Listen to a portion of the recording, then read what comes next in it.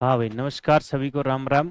हम बात कर रहे थे आपके आगमन विधि की व्याकरण शिक्षण में। अब इसकी जो दूसरी विधि आती है जिसका नाम है निगमन विधि। आगमन और निगमन, यानी ये जो आगमन विधि थी उसकी विपरीत विधि मानी जाती है निगमन विधि। निगमन विधि, निगमन विधि। देखिएगा भाई,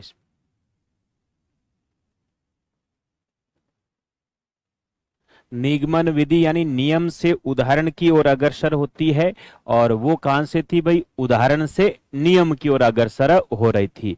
इसमें बस इतना ही है हमारे कि नियम से उदाहरण की ओर, उसकी विपरीत चलने वाली विधि है। अब इसमें सबसे पहले बात करूं मैं इसमें, तो यह परंपरागत परंपरागत व्याकरण शिक्षण,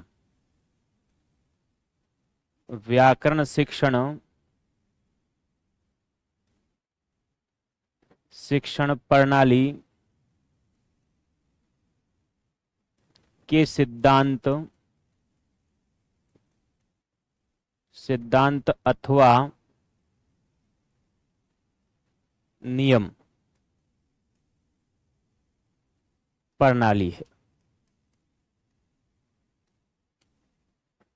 और यहीं से प्रश्न पूछा हुआ है सेकंड ग्रेड में, ध्यान रखना इसमें कि ऐसी कौन सी विधि है जो परंपरागत व्याकरण शिक्षण प्रणाली के सिद्धांत या निगमन प्रणाली पर आधारित है या नियम पर आधारित है, वह कौन सी विधि कहलाती है। तो वहां पर हमें ध्यान रखना कौन सी विधि हमारी निगमन विधि कहलाती है। ठीक है भाई। अब देखो बात करते हैं आगे इसमें। नेक्स्ट बात आती है, इस प्रणाली में नियम या परिभाषा बताकर उदाहरण तक पहुंचा जाता है। छात्रों को पहले इसमें क्या बताए जाते हैं? नियम या परिभाषा बताई जाती है, और उसके बाद में उसको क्या बताए जाते हैं भाई? उदाहरण दिए जाते हैं। तो सबसे पहले नियम या परिभाषा बताई जाएगी, उसके बाद में उदाहरण तक पहुंचा जाता है। वह विधि हमारी कौन सी है? निगमन विधि। और आगमन में इसमें उल्टा था, पहले उदाहरण, फिर उसमें उदाहरण में क्या कर रहा था? निरीक्षण कर रहा था, और उसके बाद में उसमें क्या? नियमीकरण कर रहा था, फिर उसमें क्या कर रहा था? आपका परीक्षण की बात कर रहा था। ठीक है भाई। उसके बाद में आता है यह विधि नियम से उदाहरण उदाहरण की ओर अग्रसर होती है। नियम से उदाहरण की ओर क्या होती है भाई? अग्रसर होती है। यह विधि दर्शन शास्त्र पर टिकी है। दर्शन शास्त्र पर आधारित है। दर्शन शास्त्र पर आधारित है। क्यों है दर्शन शास्त्र पर आधारित? क्योंकि ध्यान रखना, नियम हमेशा क्या होते हैं? शाश्वत सत्य होते हैं। यानी जो भी बात कर रहे हो नियमों में, नियम हमेशा कभी परिवर्तित नहीं हो सकते। नियम जैसे आपने 10 उदाहरण लिए, 10 उदाहरणों में एक ही नियम अप्लाई होता है। उदाहरण तो चेंज होता है, जैसे नयन है, चयन है, पवन है, नायक है, गायक है, विधायक है। उदाहरण तो परिवर्तित हो रहे हैं, लेकिन इनमें नियम लगने वाला हमारा एक ही है, अयादी संधि वाला। कौन सा है? अयादी संधि वाला पढ़ते हो ना, HOI। तो वही नियम तो एक ही लगेगा। इसी कारण क्या होता है, क्या यह विधि दर्शन शास्त्र पर टिकी है। क्यों टिकी है? कि क्योंकि इसमें क्योंकि इस विधि में या इस विधि का मत है कि इस विधि का मत है कि इसमें शाश्वत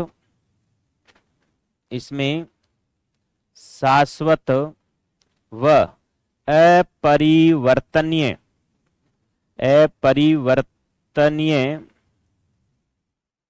सत्य तथ्य होते हैं। तथ्य होते हैं। ये भी बात ध्यान रखना, अपरिवर्तनीय सत्य तथ्य होते हैं। और दूसरी आपने ये पढ़ी भी थी, यह आगमन विधि की विपरीत विधि है, विपरीत विधि है। परंपरागत व्याकरण शिक्षण प्रणाली के सिद्धांत पर आधारित है। पहली बात यहां ध्यान रखना, इस प्रणाली में नियम या परिभाषा बताकर उदाहरण तक पहुंचा जाता है। यह विधि नियम से उदाहरण की ओर अग्रसर होती है, कॉमन बात है। यह दर्शन शास्त्र पर आधारित है, ये बात ध्यान रखना। निगम विधि किस पर आधारित है, किस पर टिकी हुई है, तो दर्शन शास्त्र पर टिकी हुई है। यह भी विशेष बात ध्यान रख लेना। इसमें नेक्स्ट प्रश्न बन जाता है यहाँ पे कि क्यों टिकी है, क्योंकि इस विधि का मत है कि इसमें शाश्वत व अपरिवर्तनीय सत्य तथ्य होते हैं। क्या होता है? सत्य तथ्य होते हैं। और यह आगमन विधि की कैसी विधि, हमारी विपरीत विधि मानी जाती है। नेक्स्ट बात आ जाती है, इसमें हम बात करें इस प्रणाली के, क्या है इस प्रणाली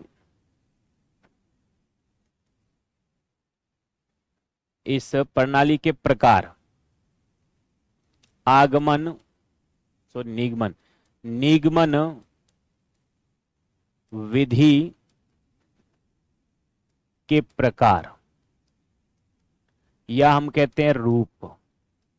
तो कितने रूप बताए गए भाई? इसमें 2 रूप बताए गए। कितने रूप बताए गए हैं? 2 रूप बताए गए। कई बार भी मैंने आपको बता दिया कि आगमन और निगमन विधि में हमारे को एक कॉमन चीज मिलेगी भाई। कौन सी कॉमन चीज मिलेगी? और वो कॉमन कौन सी थी भाई? इसमें जो आपके प्रकारों की बात कर रहे थे, क्या प्रकारों की बात कर रहे, तो प्रकार इसमें कितने होते हैं? और आगमन में 2 प्रकार थे, सहयोग प्रणाली, प्रयोग प्रणाली। इसमें भी 2 प्रकार है। कितने हैं? 2 प्रकार इसमें बताए गए हैं। एक तो नाम आता है हमारे सामने इसका, कौन सी भाई? पहले का नाम आएगा सूत्र प्रणाली, सूत्र प्रणाली। और दूसरी आती जिसका नाम आ जाता है पाठ्य पुस्तक प्रणाली। सूत्र प्रणाली और कौन सी है? पाठ्य पुस्तक प्रणाली। ये इसके 2 प्रकार बताए गए हैं। अब हम सबसे पहले बात करेंगे कौन सी भाई? सूत्र प्रणाली की मैं बात करता हूं। इसमें कौन सी है? पहली हमारी सूत्र प्रणाली। सूत्र प्रणाली। अब सूत्र प्रणाली से क्या अभिप्राय है? इसके अनुसार व्याकरण के नियम सूत्र रूप में रटा दिए जाते हैं। सूत्र रूप में रटा दिए जाते हैं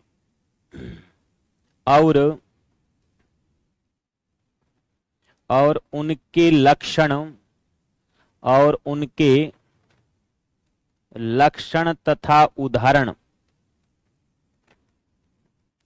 बता दिए जाते हैं। लक्षण तथा उनके क्या? उदाहरण बता दिए जाते हैं। यह प्रणाली अमनोवैज्ञानिक है। यह प्रणाली अमनोवैज्ञानिक है। कैसी भाई? अमनोवैज्ञानिक है। दूसरी बात आती है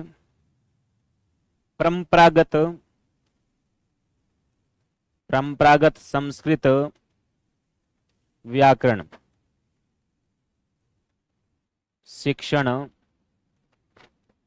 शिक्षण की ही नकल है। ध्यान रखना भाई, कौन सी है? जो सूत्र प्रणाली की मैं बात कर रहा हूं, इसके अनुसार क्या होता है कि व्याकरण के नियम सूत्र रूप में रटा दिए जाते हैं और उनके लक्षण तथा उदाहरण बता दिए जाते हैं। और यह कैसी है? अमनोवैज्ञानिक विधि है, क्योंकि शिक्षण सिद्धांतों के अनुरूप काम नहीं करती है, इसी का नाम क्या कहते हैं? अमनोवैज्ञानिक।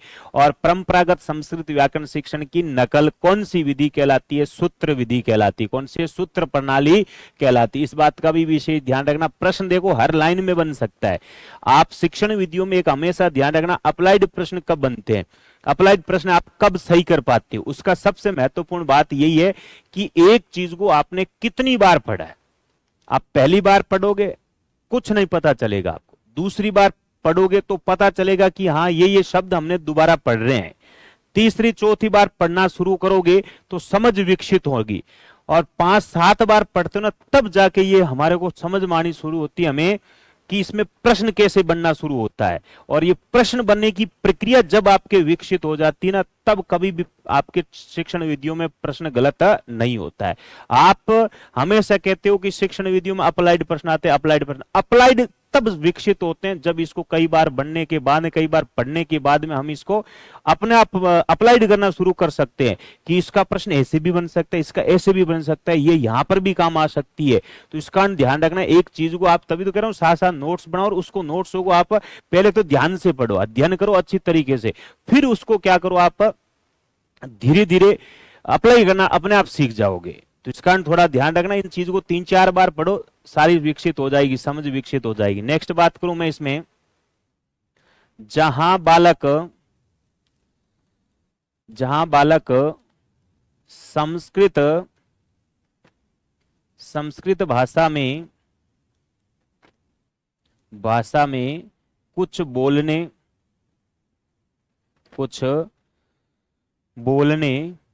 लिखने और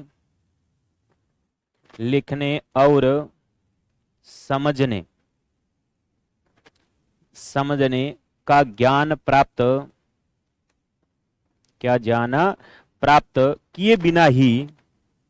ज्ञान प्राप्त किए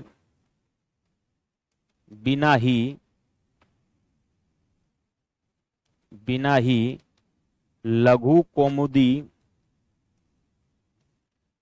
कौमुदी के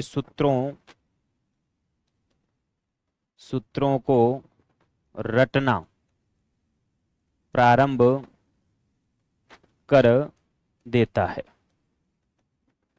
जैसे मान लो मैं कई बार कक्षा में पूछ भी लेता हूं कि इको यणची का क्या मतलब होता है, तो हिंदी वाले सामने देखते हैं कि इको यणची क्या है, HOI आप क्या है सामने देखते हैं, तो उसका मतलब उनको रट तो लिया लेकिन उसको अप्लाई करना नहीं जानते। क्या अप्लाई करना नहीं जानते हैं। तो इस कारण ध्यान रखना कि जहां बालक संस्कृत भाषा में कुछ बोलने लिखने और समझने का ज्ञान प्राप्त किए बिना ही क्या है किसी भी नियम को क्या करना शुरू कर देते हैं, रटना शुरू कर देते हैं। तो इस कारण थोड़ा ध्यान रखना, वही प्रणाली हमारी कौन सी कहलाती है? सूत्र प्रणाली कहलाती है। तो आप एक बार इसको लिखो, पहले यहां से शुरू कर दीजिएगा। कहां से भाई? निगमन विधि से। कहां? निगमन विधि से इसको शुरू कर दीजिएगा, शुरुआत से भाई।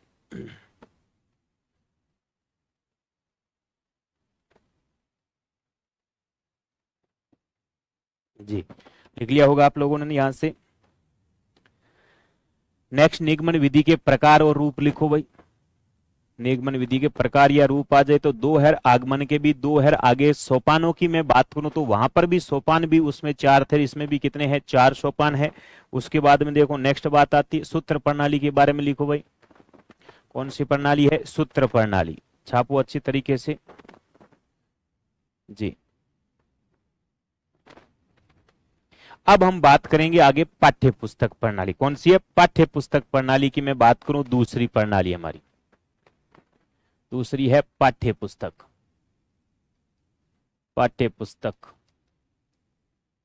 प्रणाली।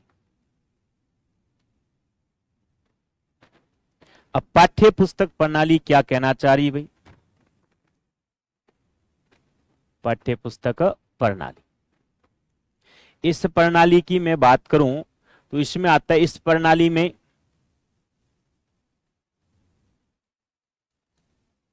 में भी व्याकरण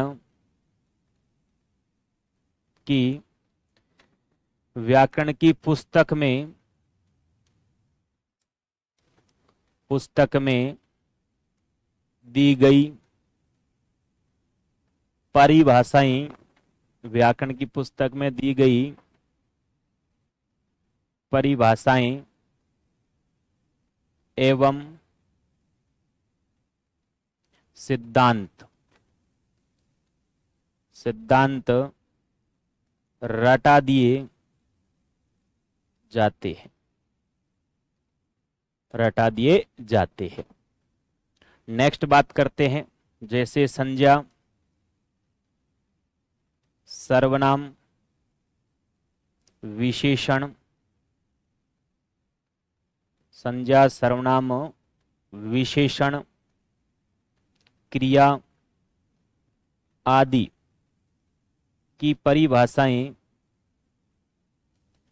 परिभाषाएं और भेद छात्रों को बता दिए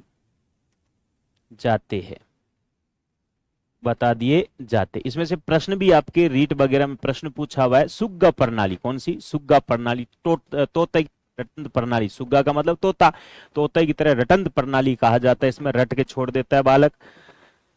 नेक्स्ट बात करूं मैं, परिभाषा और भेद छात्रों को बता दिए जाते हैं। इस प्रणाली से भी भाषा के प्रयोग का अभ्यास नहीं होता है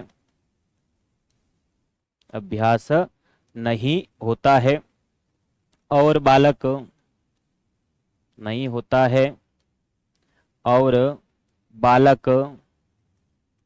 केवल व्याकरणिक नियमों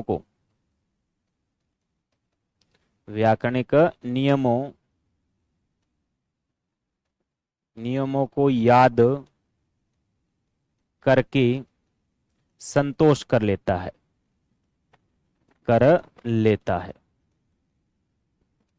ये कौन सी विधि? हमारी पाठ्य पुस्तक। उसमें और भी बातें हैं, अब यहां तक आप इसको पहले छापो भाई। इस प्रणाली में व्याकरण शिक्षण की पुस्तक में दी गई जो परिभाषाएं होती है, सिद्धांत होते हैं, उनको तो क्या कर लेता है? रट लेता है छात्र। और उसके बाद में क्या है, इसमें कोई जो भी परिभाषा दी गई है मान लो, उसके बारे में अध्ययन करता है। ठीक है, छापो इसको पहले सबसे अच्छी तरीके से भाई।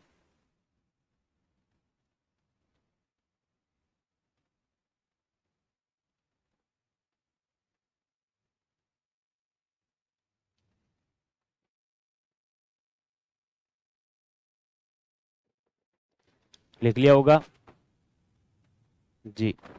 नेक्स्ट मैं बात करूं इसमें आपसे, तो वो आप इसमें लिख सकते हो। इसको बड़े बड़े नियमों को क्या कर लेता है? कंठस्थ कर लेते हैं हम। ठीक है,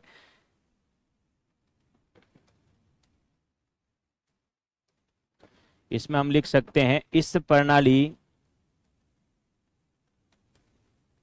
प्रणाली में छात्र व्याकरण के नियमों को तोते की तरह रट लेते हैं। इसलिए इसे सुग्गा प्रणाली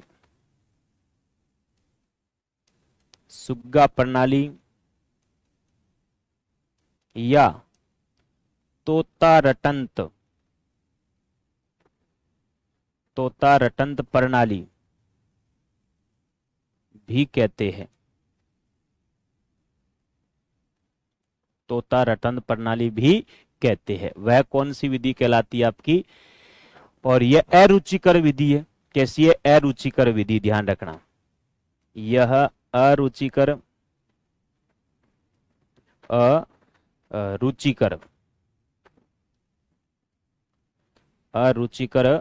विधि है, और कह सकते हो अमनोवैज्ञानिक मनोवैज्ञानिक विधि है। क्यों? रटने की बात कर रहा है, इसमें अभ्यास पर, खोज पर, अनुसंधान पर बल नहीं दिया जाता है, वह निगमन विधि का इसमें बात की गई है। ठीक है, तो अभी तक हमने दो इसमें प्रकार पढ़े मित्रों। कितने प्रकार है? दो प्रकार। एक तो आपकी सूत्र प्रणाली थी और दूसरी कौन सी थी? पाठ्य पुस्तक प्रणाली। इन दो के बारे में हमने विशेष रूप में इसमें बात की है। अब हम इसमें आगे जो बात करने वाले हैं वो बात करेंगे इसमें आपके भाई इसके सोपानों की मैं बात करूं। क्या सोपानों की बात करूं? इसमें आपने 4 सोपान उसमें पढ़े थे निगमन में, और इसमें भी कितने सोपान पढ़ोगे आप भाई? 4 सोपान पढ़ने वाले हो। निगमन विधि के भी सोपान पढ़ेंगे हम, और सोपान कितने होते हैं? 4 सोपानों के बारे में अध्ययन करने वाले हैं। ठीक है, तो लिखो आप इसको अच्छी तरीके से।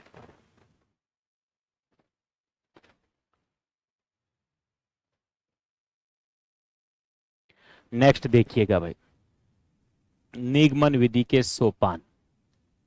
निगमन विधि के सोपान। निगमन विधि के जो सोपान है, या मैं कह दूं चरण, या कह दूं पद, तो इसमें कितने बताने? हमें 4 बताने। कितने होते हैं? 4 होते हैं। अब ये 4 कौन कौन से, देखो चारों के बारे में बात करते हैं।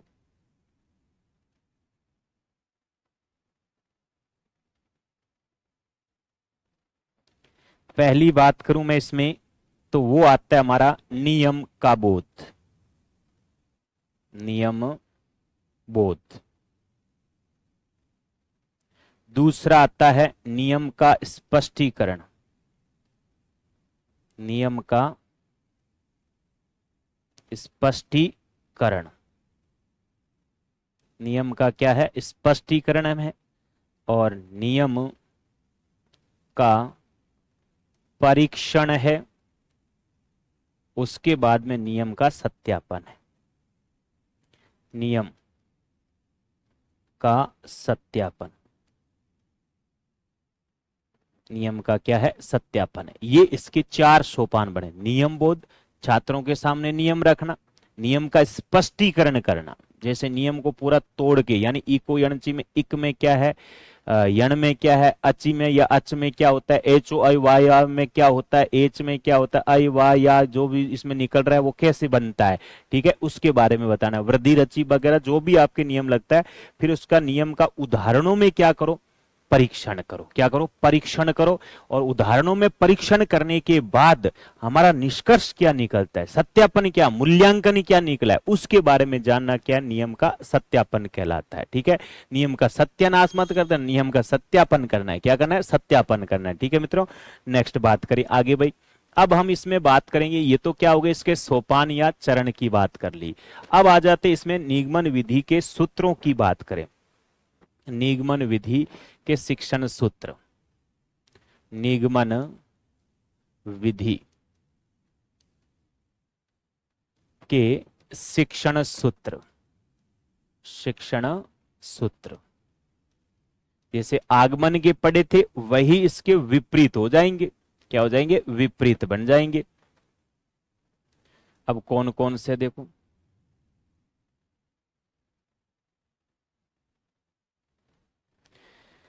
सबसे पहले वही बात करें इसमें, तो वो कौन सा है भाई? सामान्य से विशिष्ट की ओर।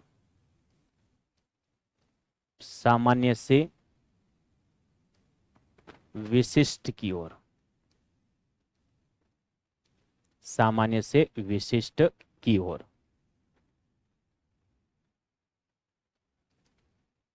विशिष्ट की ओर। वशिष्ठ बन गए, विशिष्ट की ओर। सामान्य से विशिष्ट की ओर बात कर ली। देखो, सामान्य क्या होता है? नियम। विशिष्ट क्या होता है? उदाहरण। ठीक है, अब उसको लिख सकते हो आप नियम से उदाहरण की ओर। नियम से उदाहरण की ओर। उदाहरण की ओर।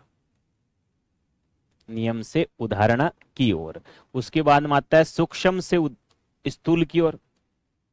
सूक्ष्म से स्थूल की ओर, स्थूल की ओर, सूक्ष्म से स्थूल। उसके बाद में आता है अमूर्त से मूर्त की ओर, मूर्त की ओर। और उसमें क्या था भाई, मूर्त से अमूर्त की ओर था। इसमें आता है संश्लेषण,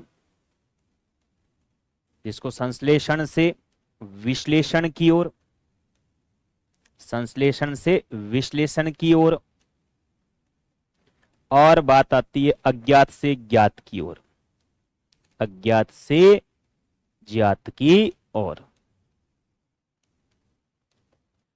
ये इसमें क्या है, शिक्षण सूत्र है, ध्यान रख लेना। इन चीजों को 2-4 बार याद करो। एक को याद करो, आप किसके, आगमन की याद करो, निगमन के स्वतः हो जाए। उल्टा कर दो, विपरीत कर दो। यहां पर विशेष ध्यान रखना, नियम का बोध कराओ, नियम का स्पष्टीकरण करो, नियम का परीक्षण करो, नियम का सत्यापन करो। क्या करो, सत्यापन करो। फिर आता है सामान्य से विशिष्ट को, साथ साथ बोलो, ध्यान रखना। नियम से उदाहरण, सूक्ष्म से स्थूल, अमूर्त से मूर्त की ओर, संश्लेषण से विश्लेषण की ओर, अज्ञात से ज्ञात की ओर। ठीक है। और इससे पहले आपने बात की थी, इसमें क्या, 2 इसमें प्रकार बताए गए थे। कितने प्रकार थे, 2 थे। एक कौन सी, सूत्र प्रणाली, और दूसरी कौन सी है, पाठ्य पुस्तक प्रणाली। कौन सी है, सूत्र प्रणाली और पाठ्य पुस्तक प्रणाली। इससे पहले हमने बात की थी कौन सी भाई, आगमन में थी कौन सी, प्रयोग प्रणाली और सहयोग प्रणाली। प्रयोग और सहयोग, इसको ही क्या कहते हैं, सुग्गा प्रणाली। कौन सी प्रणाली, सुग्गा प्रणाली। तोता रटंत प्रणाली के नाम से जाना जाता है। हिंदी में आप इसको अलग से भी पढ़ते हो, जिसके नाम पाठ्य पुस्तक प्रणाली, व्याकरण शिक्षण में आ जाती है। तो बात वही है, घुमा फिरा के आती किसमें, आपके पाठ्य पुस्तक प्रणाली में ही आती है। ठीक है। तो आप पहले इनको छापो अच्छी तरीके से, पूरा स्पष्ट करो भाई। फिर हम इसमें गुण पढ़ेंगे, इसके क्या पढ़ेंगे, दोष पढ़ेंगे, यानी विशेषताएं जो कमियां होती उसके बारे में अध्ययन करने वाले। फिर इसके लास्ट में हम तुलनात्मक अध्ययन करेंगे दोनों का। मैंने आपको बताया था ना, आगमन और निगमन का क्या है, तुलनात्मक जो अध्ययन है वो लास्ट में करने वाले। तो लिखो आप इसकी पहले भाई, ये छापो आप इसमें।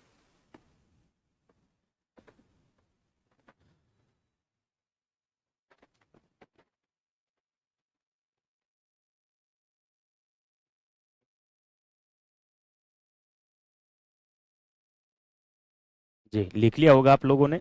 देखो नेक्स्ट में बात करूं, इसमें विशेषता, निगमन की विशेषता, निगमन विधि की विशेषताएं, अच्छाइयां क्या क्या। देखो बड़ी कक्षाओं में आपको पता ही है, जब हमें समय का अभाव होता है, समय की कमी होती है, उस समय अपनाई जाने वाली विधि कौन सी, हमारी निगमन विधि। कौन सी है, निगमन विधि होती है। जैसे आप प्रतियोगिता परीक्षाओं में तैयारी करते हो ना, उस समय आप कौन सी विधि अपनाते हो, निगमन विधि अपनाते हो। अरे निगमन ही क्या, निगमन की भी बाप अपनाना शुरू कर देते हो, इतना जल्दी जल्दी पढ़ना शुरू करते हो, तो निगमन विधि ही अपनाई जाती है। हम कक्ष में भी ज्यादातर कौन सी, निगमन विधि है, क्योंकि हर सिलेबस को आप समय पे पूरा करना पड़ता है। क्यों, अथा समय थोड़ी मिलता है, कि आपको समय भी कम मिलता है। समय जैसे 6 महीनों में, 6 महीने में कितना कोर्स करवाना पड़ता है, सब कुछ पढ़ना पड़ता है, जीके वगैरह, सब्जेक्ट वगैरह सब कुछ पढ़ते हो। इसी कारण क्या होता है, निगमन विधि अपनाई जाती है। बड़ी कक्षाओं के लिए उपयुक्त भी कौन सी विधि होती है, निगमन विधि होती है। अब मैं बात करूं निगमन विधि में, सबसे पहले तो निगमन विधि में क्या है, यह शिक्षक केंद्रित है, यह शिक्षक केंद्रित विधि है, केंद्रित विधि। पहली बात ध्यान रखना, ठीक है। उच्च कक्षा हेतु उपयुक्त है, उच्च कक्षा हेतु उपयोगी। कौन सी कक्षाओं के लिए है, उच्च कक्षाओं के लिए उपयोगी है।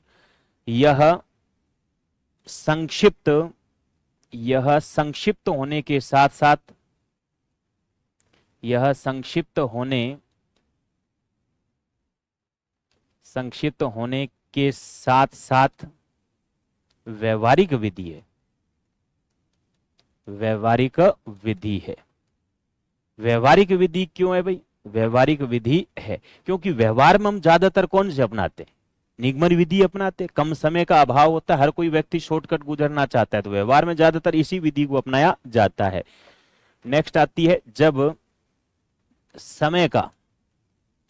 समय का अभाव हो तो उस समय इस विधि को अपनाया जाता है या प्रयोग में ली जाती है। नेक्स्ट बात आती है, छात्र शिक्षक के बताए गए मार्ग का अनुसरण करते हैं, यानी नकल करते हैं, उसकी कॉपी करते हैं। ये इसमें कुछ विशेषताएं हमारी क्या है, अनुसरण करते हैं, ध्यान रखना। शिक्षक केंद्रित विधि और छात्र केंद्रित विधि थी, ध्यान रखना विशेष रूप में। उच्च कक्षा हेतु उपयोगी है, यह संक्षिप्त होने के साथ साथ व्यवहारिक है। जब समय का अभाव हो तो उस समय इस विधि को अपनाया जाता है। यह शिक्षक के बताए गए मार्ग का अनुसरण करते, उसमें छात्र स्वयं खोज रहे थे, खोजी प्रवृत्ति का अनुसंधान के मार्ग पर बल दिया जाता है, और यहां पर अनुसरण के मार्ग पर क्या दिया जाता है, बल दिया जाता है। ध्यान रखना, अनुसरण का मार्ग अपनाने वाली विधि कौन सी है, निगमन विधि। खोजी अनुसंधान का मार्ग अपनाने वाली विधि कौन सी है, आगमन विधि है। छोटी कक्षा के लिए उपयुक्त कौन सी है, आगमन विधि है। और उच्च कक्षा हेतु के लिए कौन सी है, निगमन विधि। समय का जब अभाव हो तो कौन सी, निगमन विधि। और जब समय भरपूर हो तो कौन सी विधि है, आगमन विधि। कौन सी है, आगमन विधि है। और मनोवैज्ञानिक, यानी जब आप कहते हैं वैज्ञानिक अनुसंधान कार्यों में उपयोग में ली जाने वाली विधि कौन सी है, तो वहां पर आगमन विधि। कौन सी है, आगमन विधि है। और ये तो तोते की तरह रटने वाली जो बात है वो निगमन विधि में ही होती है। अभी पढ़ा था आपने, कौन सी भी सूत्र प्रणाली वगैरह जो पढ़ रहे थे आप, और दूसरी पाठ्य पुस्तक प्रणाली में यही बात पढ़ी थी। नेक्स्ट बात करूं मैं इसके दोष की बात करूं, निगमन के दोष, निगमन विधि के दोष, निगमन विधि के दोष। अब ये दोष कौन कौन से, कमियां क्या क्या कमियां इसमें बात करते हैं। यह अमनोवैज्ञानिक विधि है भाई, यह अमनोवैज्ञानिक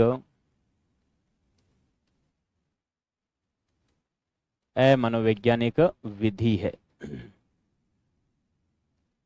पहली बात ध्यान रखना, क्योंकि मनोवैज्ञानिक सिद्धांतों के अनुसार काम नहीं करती, विपरीत है आगमन की, इसी कारण कौन सी हो गई, अमनोवैज्ञानिक विधि होगी, जिसको हम कह सकते हैं मनोवैज्ञानिक सिद्धांतों के विपरीत विधि है, उल्टी है। क्योंकि इसमें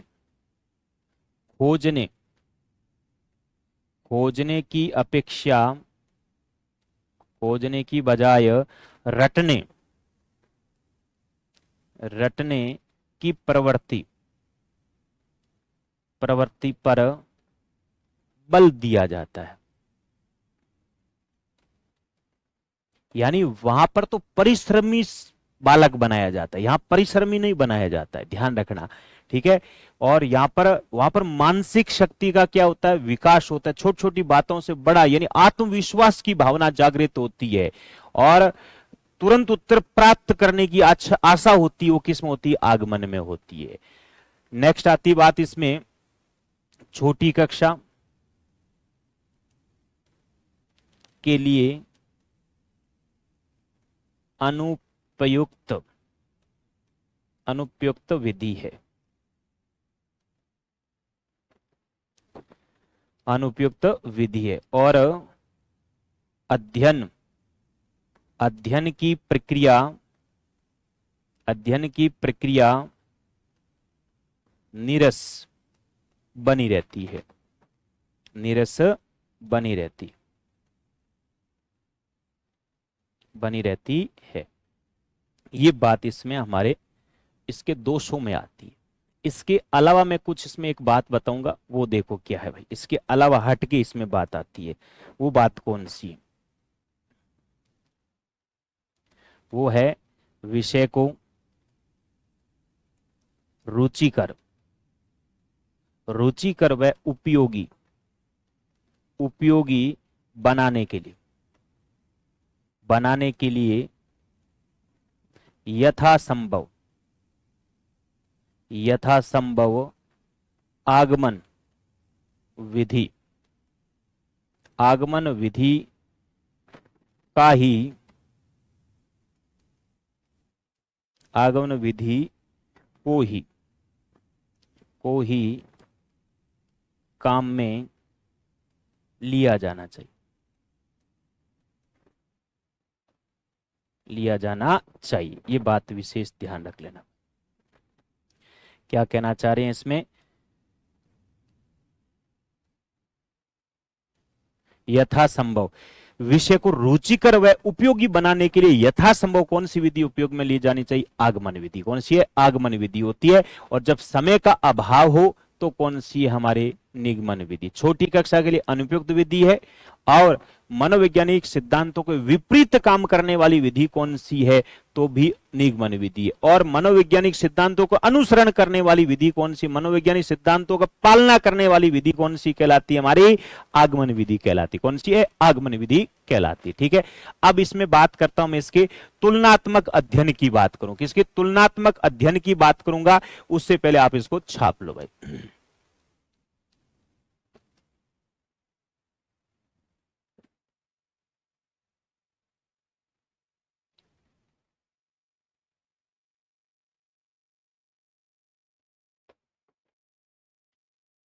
लिखो अच्छी तरीके से।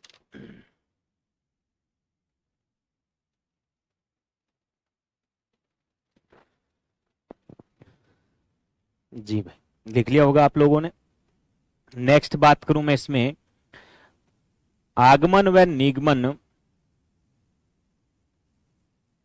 आगमन व निगमन, निगमन विधि,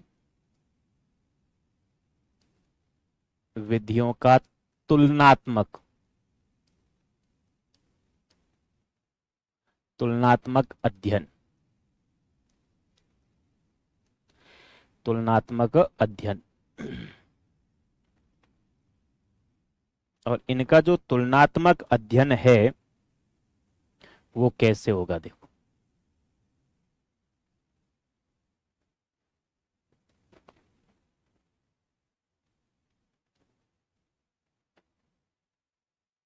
तुलनात्मक अध्ययन।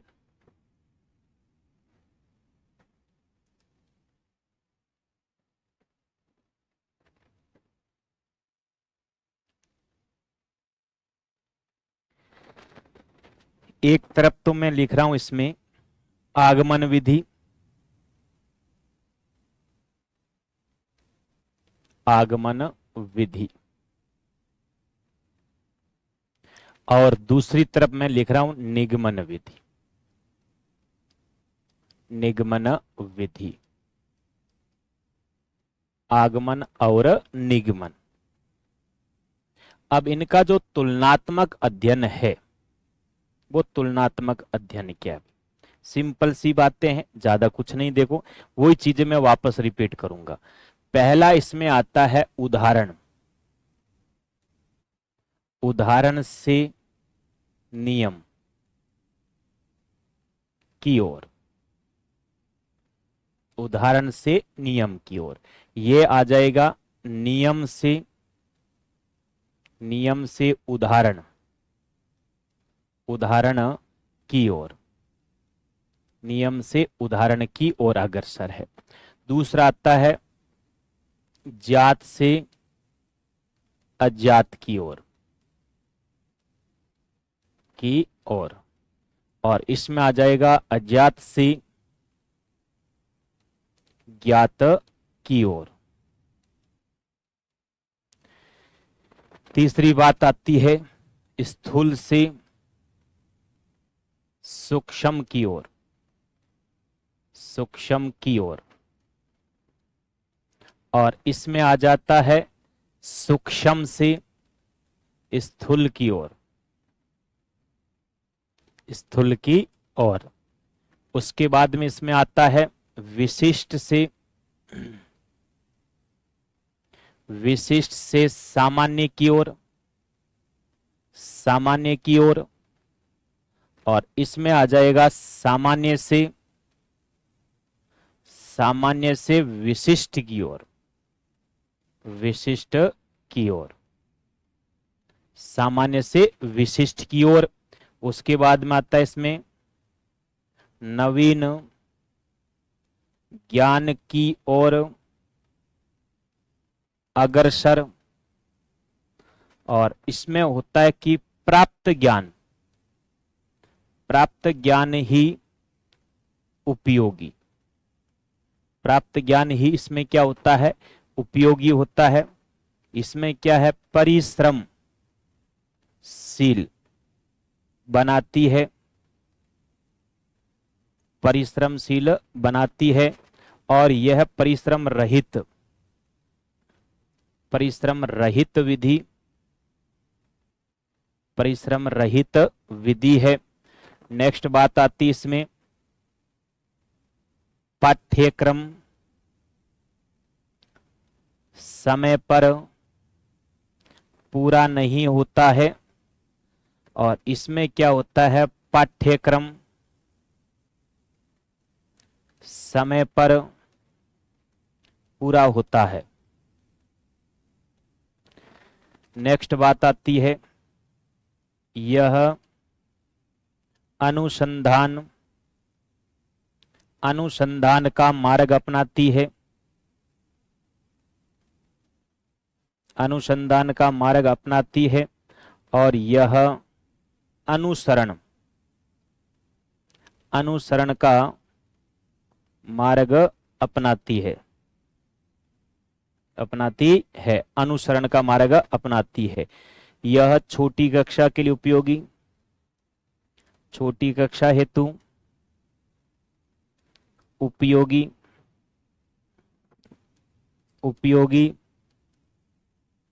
है। यह उच्च कक्षा हेतु उपयोगी, उच्च कक्षा हेतु उपयोगी है।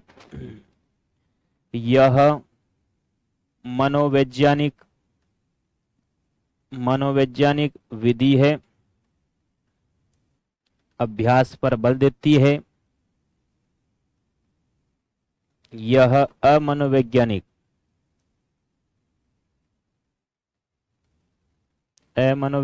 विधि है,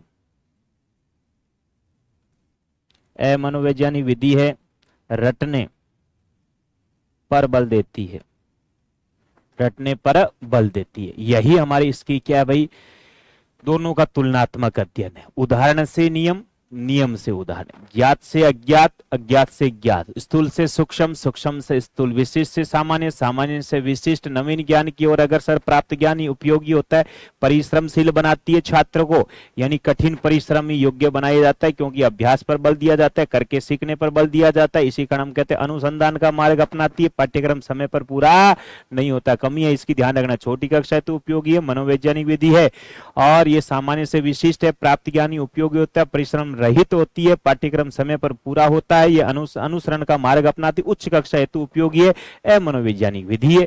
क्या है, अमनोवैज्ञानिक विधि है। तो ये हमने कौन सी विधि, आगमन और निगमन विधि के बारे में चर्चा की मित्रों। और इससे पहले आपने इसमें पढ़ लिया था, कौन सी हमारे सामने आई थी, आगमन विधि, इसके बारे में पढ़ा। उससे पहले व्याकरण शिक्षण के बारे में अध्ययन किया था, इसमें दो विधियों के बारे में हमने जान लिया, एक तो आगमन विधि, दूसरी कौन सी है, निगमन विधि। और सामान्य जो परिचर्चा थी वो हम पहली कक्षा में जान चुके हैं। इसके आगे हमारे सामने बहुत सारी विधियां आएगी, भाषा संसर्ग, समवाय वगैरह पढ़ेंगे। तो इसमें ध्यान रखना, निगमन विधि में परंपरागत व्याकरण शिक्षण प्रणाली के सिद्धांत पर आधारित है। ध्यान रखना, परंपरागत व्याकरण शिक्षण सिद्धांत प्रणाली पर जो आधारित है वह कौन सी हमारी निगमन विधि। इस विधि में नियम या परिभाषा बता बताकर नियम उदाहरण नियमों तक नहीं उदाहरणों तक पहुंचा जाता है। यह उदाहरण की ओर अग्रसर होती है। दर्शन शास्त्र पर टिकी हुई अपरिवर्तनीय शाश्वत तथ्य होते हैं, आगमन विधि के विपरीत है। दो इसमें प्रकार होते हैं, सूत्र प्रणाली और पाठ्य पुस्तक प्रणाली। कहते कितनी प्रणालियां होती है? दो प्रणालियां होती है, दो प्रकार होते हैं, इसमें दो रूप होते हैं। सूत्र प्रणाली होती है और दूसरी बात आती है हमारे सामने कौन सी? पाठ्य पुस्तक प्रणाली। सुग्गा प्रणाली होती है, तोता रटंत प्रणाली है, मनोवैज्ञानिक रुचिकर विधि है। इधर हमारे सामने सोपान आ गया, नियम बोध, नियम स्पष्टीकरण, नियम परीक्षण, नियम सत्यापन। और इसमें हमारे शिक्षण सूत्रों की तो बात हम करते ही, इसमें सारी अभी भी पढ़ी तो आपने आगे इसमें पढ़ लिया था। इसकी विशेषता क्या है? शिक्षक केंद्रित होती है, उच्च कक्षा हेतु है, संक्षिप्त होने के साथ व्यवहारिक है, जब समय का अभाव इस विधि अपनाया जाता है और बताए गए मार्ग का अनुसरण करते हैं। समय पर पाठ्यक्रम पूर्ण होता है। क्या होता है? समय पर पाठ्यक्रम पूर्ण होता है। ध्यान रखना, समय पर पाठ्यक्रम पूर्ण होता है। वह विधि कौन सी कहलाती है? हमारी निगमन विधि कहलाती है। और मनोवैज्ञानिक है, मनोवैज्ञानिक सिद्धांतों को विपरीत है, क्योंकि खोजने की अपेक्षा रटने की प्रवृत्ति पर बल दिया जाता है। छोटी कक्षा के लिए अनुपयुक्त विधि, अध्ययन की प्रक्रिया नीरस बनी रहती है।